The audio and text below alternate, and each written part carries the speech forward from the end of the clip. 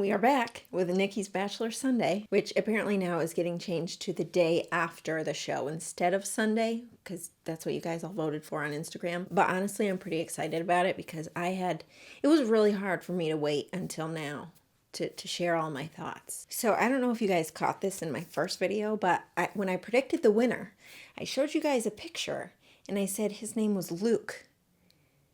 It wasn't Luke, it was Tyler. So I'm watching the show. And, they're doing their intros, and this guy comes out with, all these, footloose dance moves. You remember that? I was kind of impressed. I thought he did a pretty good job. But he comes out, and I'm like, that's the guy, Gina. That's the one I predicted. And then he he's talking, and he's like, hey, my name is Tyler. And so right from there, I already screwed the whole thing up. I have no idea how I did that. I'm thinking, so I'm still rooting for Tyler, but thinking, if Luke ends up winning, then I can get partial credit. But okay, let's get to it. So it seems like the overall feel of the season is going to be embracing imperfection, which, is kind of what Hannah is, which we saw on Colton's season, just kind of the way that she carried herself was as this imperfect person. And really the Bachelor throughout all these years, I think, has portrayed the Bachelor and the Bachelorette as flawless. I mean, they probably, when they do all these shots of them, little video clips, they probably are wicked weird, like Hannah is, but then they edit it so that they look like they're just perfect. And to be honest, I think Colton started that because he came in and just shook things up. He quit the show entirely. So I think the producers, they just kind of had no choice but to roll with it, because he screwed up their whole plan. And I think it was well received. So now they're kind of carrying that on through Hannah. Even Chris Harrison, with his advice in the beginning, was like, it's not going to be perfect. It's not supposed to be. But every season before that, I don't think he has ever said anything close to that. I mean, maybe. But they're really throwing that on this season. And also, maybe it was just me, but I kind of felt like Chris Harrison, he's usually the mentor of the show, kind of like their guidance counselor, therapist type person. But last episode, I felt like he was kind of more like Hannah's dad, like her weird, goofy dad. I think we saw a side of Chris Harrison that we don't normally see, like his weird side. Also, Roll Tide. I hope that doesn't carry throughout the whole season like Becca's stinking slogan did. She's from Alabama. I get it. We all get it. Okay, so back to the show. So they were introducing the guys like they always do with their little intro videos before they even come out of the limo. They always have interesting stories, and that's how they get picked. I'm sure that they have a handful of people that they feel like are really compatible with this person, but then they have to get the people that are just really going to be interesting to hear them talk. Like we've got the person who had a family full of deaf people, a guy who sells boxes, a person whose family is from China, I think it was. Which, speaking of the person, Gina and I really liked the guy who had the deaf family members. He seemed just like a really nice guy. And she sent him home. And that brings me to Chasen. I loved him. I saw him for maybe a total of 3 minutes out of the whole show. But I'm like, he's so nice. He was very charming, just seemed like a really great guy, right off the bat. And she didn't pick him. You can't even just give him one rose, see how it goes. I did not mean to rhyme. But he kind of reminded me of Chris Soules a little bit with his his bright smile and just a cool, seemed really down to earth, probably owns a farm in Iowa type person, even though he's a pilot. I can't figure out what her type is like. Not that I really know the guys, but all the guys she chose seemed just so different from each other. That also makes me think, how do people come up with names? What influences you to choose a certain name? Like Chasen. Hannah should have been chasing him when he walked away.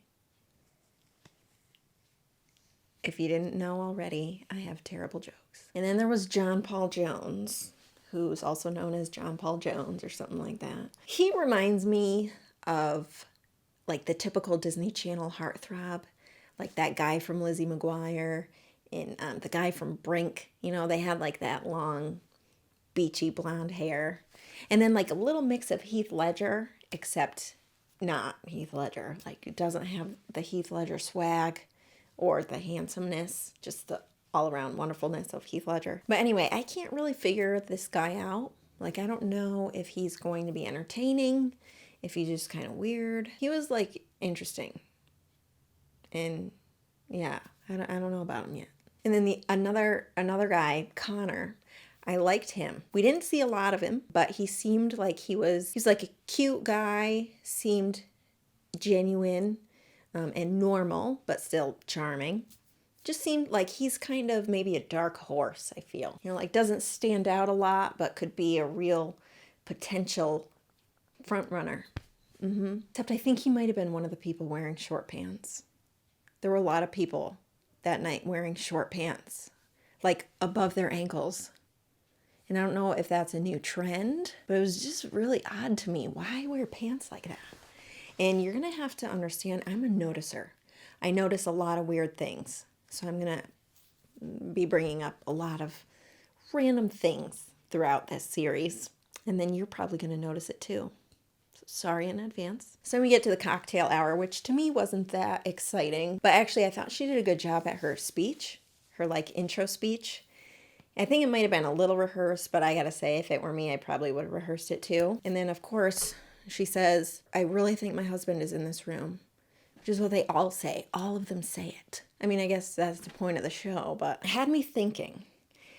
When they all come out of the limo and she's got all these first impressions and she's seeing them all for the first time, there's got to be like 5 people that she just puts in her back pocket. And she's like, these are the ones that I like. There's no way all of them, she's like, oh, yeah, maybe.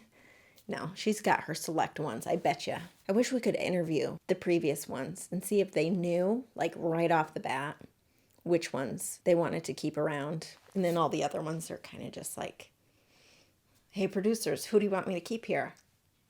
Except somehow, Chasen didn't make that cut. Oh, and then that guy that apparently has a girlfriend.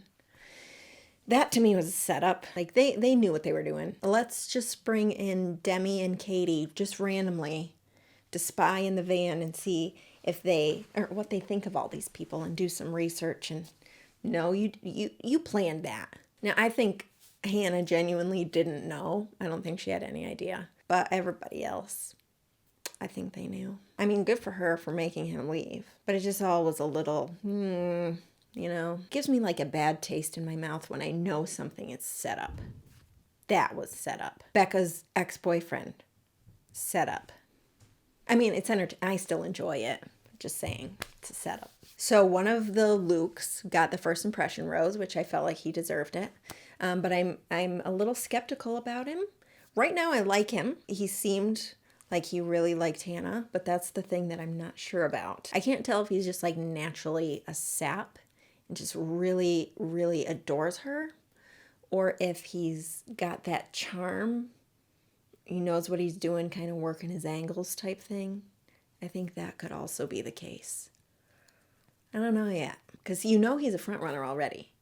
That's for sure, especially based on the previews. Oh, I felt really bad and always feel bad for the guys that don't get any time to talk. I mean, sometimes it probably is their own fault, but sometimes I don't think it is. And I know if it were me and I were in that situation, I would kind of hope that the Bachelor would maybe come to me and see if he wanted to talk. It's nice to, be pursued yourself and then be like, okay, maybe he really wants me around. I know that's probably doesn't work that way, especially on the first night. It's really got to be just like a battle in there trying to make time. Because, I mean, to think about, so they're leaving. When they do those exit interviews, it's light out. It's morning. So you've gone from probably, 9 o'clock at night to 8 o'clock in the morning, and you didn't get to talk to her once?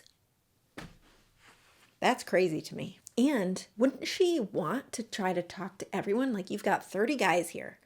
One of these guys is probably going to be your husband, fiance, whatever. Do you really want to risk not talking to every single one of them there? Like chasing? Sorry, I'll let that go. But really, like, I feel like she should have pursued that herself. Tried to make sure that she got to talk to everybody. This is your one shot. You'll never get another first night as the Bachelorette. Unless you're Brad Womack. I get real passionate about this, but anyway, I think that about sums it up. Oh, besides the previews of the season, which again, those weren't super thrilling. There's an ambulance. There's always an ambulance whenever it's the Bachelorette. That's probably just nothing cool. Oh, and then there's the talk. Somebody says something to her, and then Jesus somehow comes into it about having to do with coitus.